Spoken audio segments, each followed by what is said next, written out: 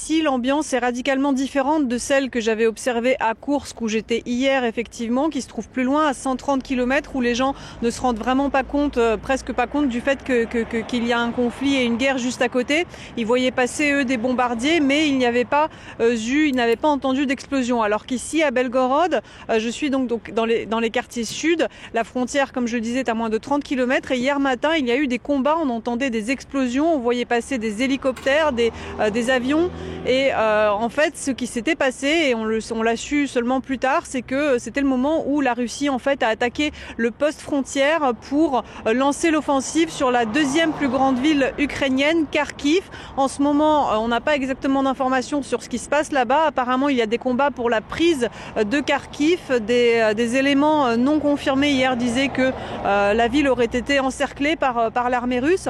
Alors ici, aujourd'hui, à Belgorod, les Russes sont plutôt désertes par rapport à d'habitude. À cette heure-ci, nous disait notre chauffeur, il y a toujours des embouteillages, les gens vont au travail, alors que là, on a circulé librement. C'est vrai que personne ne s'attendait à ce qu'il y ait ces détonations et tout d'un coup cette guerre juste à côté. Vladimir Poutine n'a absolument pas annoncé au préalable que la Russie allait entrer en conflit. D'ailleurs, il ne l'a toujours pas dit de telle façon et ni confirmé. Il affirme mener une opération pour amener la paix et la démocratie en Ukraine. Donc les Russes, ici, de ce côté-ci de la frontière, ont du mal à comprendre ce qui se passe, ont du mal à se préparer, ont du mal à savoir comment va évoluer la situation. Il est certain que, apparemment, d'après ce qu'on observe, la Russie a la priorité en ce qui concerne la force militaire et la priorité numérique sur l'armée ukrainienne. Maintenant, ici, de ce côté-là, évidemment, les habitants redoutent que s'il s'agit d'une guerre d'artillerie, il va y avoir des dégâts, des victimes ou n'importe quoi